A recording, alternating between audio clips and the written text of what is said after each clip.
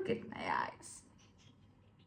Mascara দেওয়ার কিন্তু একটা রুলস আছে, সেই রুলসটা আমি আপনাদেরকে শিখিয়ে দেব। Look and look. চ্যানেলটি এখনো সাবস্ক্রাইব না করে থাকলে অবশ্যই সাবস্ক্রাইব করে ফেলুন। তো একটা পাঞ্চ ক্লিপ দিয়ে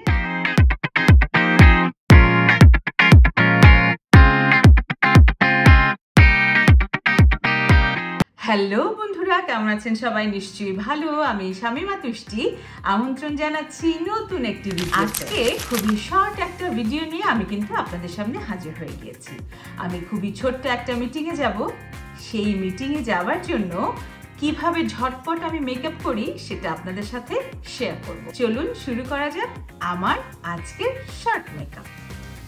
রিসেন্টলি আমার একটা দুর্ঘটনা ঘটেছে, সেটার গল্প না হলে আরেকদিন বলবো।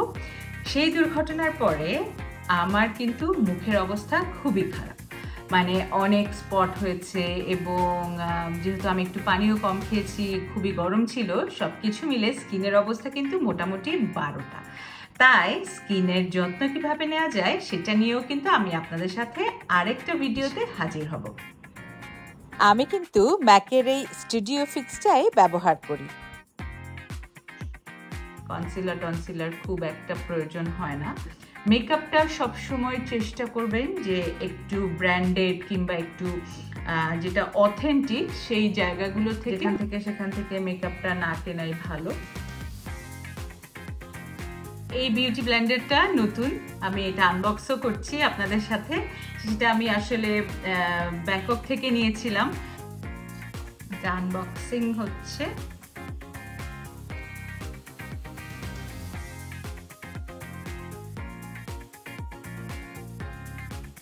এই ম্যাকের এইটা যখনই আপনি আপনার স্কিনে অ্যাপ্লাই করে ফেলবেন, সাথে সাথেই কিন্তু এটা আপনাকে ব্লেন্ড করে নিতে হবে। তা না হলে এটা যখন ড্রাই হয়ে যায় তখন কিন্তু জিনিসটা খুবই বাজে অবস্থায় চলে যায়, মানে ড্রাই হয়ে যায়। তাই বলবো যে যখন এটা অ্যাপ্লাই করবেন, এবং যারা এটা এখনো অ্যাপ্লাই করেন নাই তাদের কাছে কিন্তু আমি সাজেস্ট করব এটা অবশ্যই ব্যবহার করে দেখতে পারেন। যারা বাইরে থাকেন কিংবা যারা এটা আনানোর প্ল্যান করছেন, তারা আমার মতো যাদের স্কিন টোন, তারা কিন্তু NC 44.5 যেটা, সেটা ব্যবহার করে দেখতে পারেন।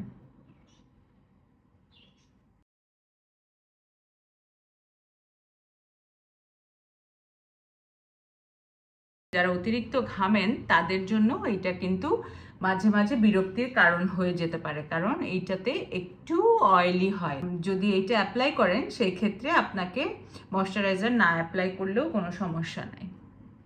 আপনারা নিশ্চয়ই দেখতে পাচ্ছেন এখন আমার মুখের থেকে সকল রকম দাগ মোটামুটি ভাবে কিন্তু গায়েব। কোনো পার্টিতে যান সেই ক্ষেত্রে কিন্তু আপনারা অবশ্যই লুজ পাউডার ব্যবহার করবেন। আমি যেহেতু কোনো পার্টি টার্টিতে কোথাও যাচ্ছি না, ঘামটাম হওয়ার কোনো চান্সেস নাই, তাই আমি কিন্তু একবারে এখন আমি আমার সেফোরা যেটা ব্যবহার করি সবসময়, সেটা আমি ব্যবহার করে নিচ্ছি। আমি সেফোরা সবসময় আমার কাছে মনে হয় যে এটা ম্যাকও ভালো, কিন্তু সেফোরার এটা একদম কমপ্লিট সলিউশন। মানে আর আমি অনেক তাড়াহুড়া করে মেকআপ করি, তাই কনসিলার অতটা ব্যবহার করি না।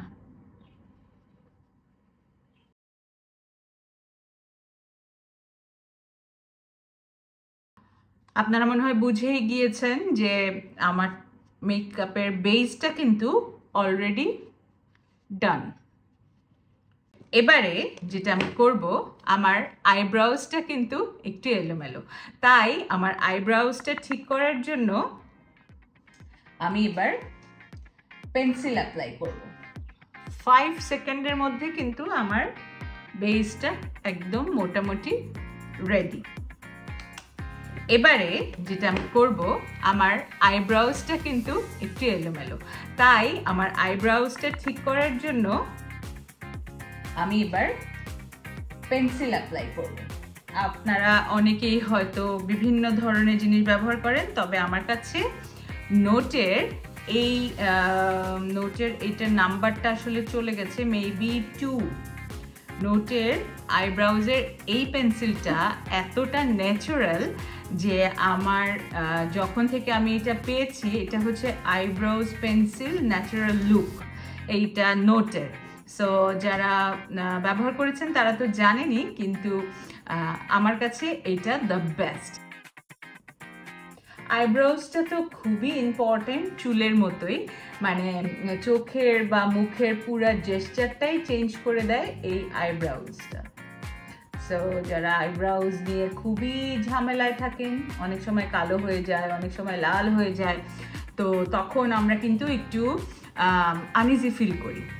একদম কিন্তু ন্যাচারাল একটা টোন চলে এসেছে, দুইটার মধ্যে কিন্তু পার্থক্য দেখতে পাচ্ছেন। এবারে আমি কিন্তু এটাকে লক করব।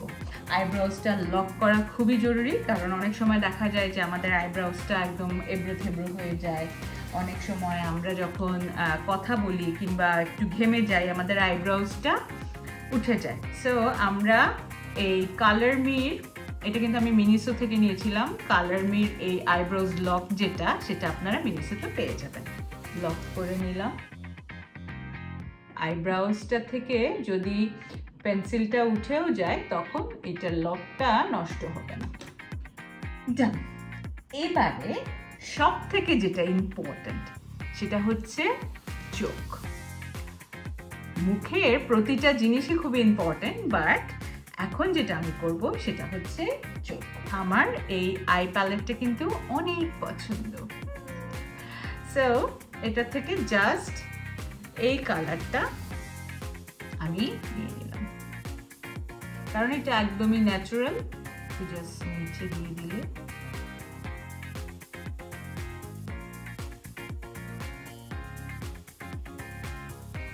আমি যেহেতু আইলাইনার কিংবা অন্য কিছু ব্যবহার করি না, সেই ক্ষেত্রে আমি কিন্তু এখন ডিরেক্টলি মাস্কারায় চলে যাব, কারণ আমার মাস্কারাটাই এত বেশি ভলিউম হয় যে মাস্কারাটা দেবার পর আমার আসলে আর কোনো কিছুই ইচ্ছা করে না।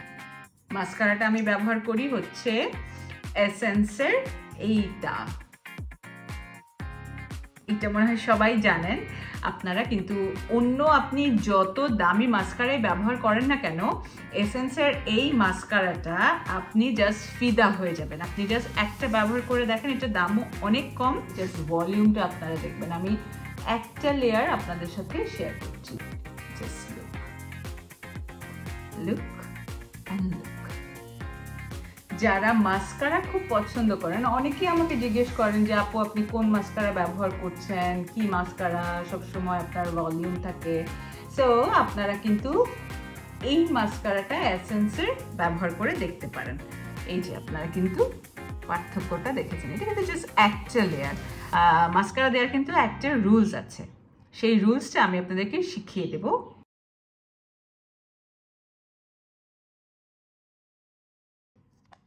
Look at my eyes.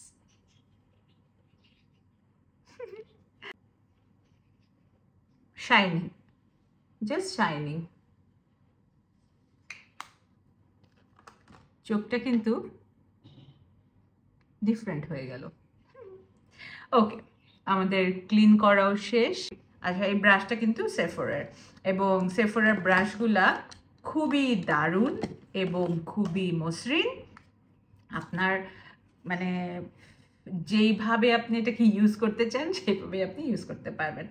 আমার ফেসটা যেহেতু একটু চাবি এবং গোল, সেই ক্ষেত্রে আমি কিন্তু আমার গালের এই জায়গাটাকে কন্ট্রোলিং করতে সবসময় পছন্দ করি, একটু ভাঙা ভাঙা দেখা যাবে। আর আমি যে কন্ট্রোলিংটা ব্যবহার করছি সেটা কিন্তু ব্যাংকক থেকে আনা। কন্ট্রোলিংটার সব থেকে ভালো যে দিক সেটা হচ্ছে যে আলাদা করে কোনো একটা স্পট কিংবা একটা দাগ সেটা কিন্তু বোঝা যায় না, একদমই স্কিনের সাথে মিলে যায়। একদমই যে চিনের এই জায়গাটা, এইখানটা আমরা যদি একটু ব্লেন্ড করে নিই তাহলে কিন্তু দেখতে খুবই ভালো লাগবে। আমাদের কিন্তু গালটা একটু ভাঙা ভাঙা মনে হচ্ছে, রাইট? কিন্তু কোনো রকম এক্সট্রা কোনো দাগ কিন্তু মনে হচ্ছে না। সেজন্যই বলবো সকল কিছুই যেহেতু আপনি আপনার ফেস এবং আপনার নিজের সৌন্দর্যকে ফুটিয়ে তুলবার জন্য আপনি যতটুকুই হোক আপনার বেস্টটা কেনার চেষ্টা করাটাই ভালো। একটু আমরা জাস্ট ডাস্টগুলা ক্লিন করে নিব, কারণ আমাদের অনেক রকম আমরা কালার ব্যবহার করেছি। সো সবগুলোর সাথে সবগুলো মিলে গেলে দেখতে কিন্তু খুবই বাজে লাগবে। জাস্ট হালকা করে যে মানে কোথাও যদি একটু দাগ টাকিয়া হয়ে থাকে, অনেকেই কিন্তু আমার কাছে জানতে চেয়েছেন যে আপু আমরা ব্লাশন এখান থেকে দেব নাকি এখান থেকে দিব নাকি এখানে দিব, কিভাবে দিব। সো ব্লাশন কিংবা কন্টুরিং যেটাই আমরা বলি না কেন, সেটার কিন্তু অবশ্যই একটা টেকনিক আছে। আমি কিন্তু ম্যাকের এই পিচ মি কালারটা ব্যবহার করি, আরও অনেকগুলোই ব্যবহার করি, বাট যেহেতু এখন একটা খুবই শর্ট মিটিংয়ে যাচ্ছি, তাই যে কোনো ট্রাভেল কিংবা যে কোনো কোথাও যেতে গেলেও কিন্তু এই কালারটা অনেকক্ষণ সারভাইভ করে। হালকা একটা টোনিং ভাব থাকবে। ওকে, এখন আমি কিন্তু মোটামুটি আমার মেকআপের অলমোস্ট ডান করে ফেলেছি। এবারে আমি কিন্তু লিপস্টিকে যাব না। আমার কিন্তু অলমোস্ট মিটিং পারপাস আমার যে একটা জাস্ট ফ্রেশ একটা লুক সেটা কিন্তু রেডি। এবারে বলেছিলাম যে মেকআপ শেষ করার পর মাস্কারাটা কিভাবে অনেক বেশি ভলিউম হয় সেটা আমি আপনাদের সাথে শেয়ার করব। সেই ভলিউম হওয়ার ট্রিক্সটা হলো ফার্স্ট লেয়ারটা দেওয়ার পরপরই আপনারা আর কোনো মাস্কারা অ্যাপ্লাই করবেন না। মাস্কারাটা শুকাবে, আপনার অনেকগুলো কার্যক্রম কিন্তু বাকি থেকে যায়। সো সবগুলো শেষ করে একদম লাস্টলি ডান হওয়ার ঠিক কিছুক্ষণ আগে আপনি মাস্কারাটা ব্যবহার করে দেখতে পারেন। সি আর আজকে আমি চুলে কোনো কিছুই করছি না, বিকজ আমার চুলটা আমি আজকে একদমই একটা ন্যাচারাল লুক রাখতে চাই না। আয়রনও করতে চাচ্ছি না, কিছুই করতে চাচ্ছি না, যেহেতু একটা জাস্ট শর্টকাট একটা মিটিংয়ে যাব। তাই চুলটা একটু ভলিউমও আছে, ফ্লাফি ফ্লাফিও আছে। চুলটা যেহেতু একটু ফ্লাফি ফ্লাফি আছে, তাই সেটাকে আমি আর ডিস্টার্ব করছি না। আমি এইটাকে জাস্ট চুলটা ছোট একটা পাঞ্চ ক্লিপ দিয়ে চুলটাকে আটকে নিয়েছি, এবং যাতে আমার মিটিংয়ের সময় কোনো ডিস্টারবেন্স না হয়। আর একটা ন্যাচারাল লুক রাখার জন্য আমি একটু এলোমেলো রেখেছি, যাতে করে আমাকে দেখতেও খুব মনে হয় যে আমি একদম রেডি টেডি হয়ে তারপরে মেকআপ করে তারপরে আমি একটা মিটিংয়ে উপস্থিত হয়েছি। বিষয়টা সেটাও না, যেহেতু একটা ন্যাচারাল একটা লুক রেখেছি, তাই আমি চুলটাকে আর আয়রন টায়রন কোনো কিছু করিনি। সো আজকে এ পর্যন্তই। আমি এরপরে নতুন মেকআপে আপনাদের সাথে আরও কিছু ট্রিক্স শেয়ার করব। সেই পর্যন্ত সবাই ভালো থাকুন, সুস্থ থাকুন, আর অবশ্যই মেকআপে কার কোন ব্র্যান্ড পছন্দ সেটা কিন্তু আমাকে লিখে জানাবেন কমেন্টে। আর চ্যানেলটি এখনও সাবস্ক্রাইব না করে থাকলে অবশ্যই সাবস্ক্রাইব করে ফেলুন, এবং আপনাদের কেমন লাগলো সেটাও কিন্তু আমার সাথে শেয়ার করে নেবেন। সবাই ভালো থাকুন, সুস্থ থাকুন, আর দেখা হবে আগামী পর্বে।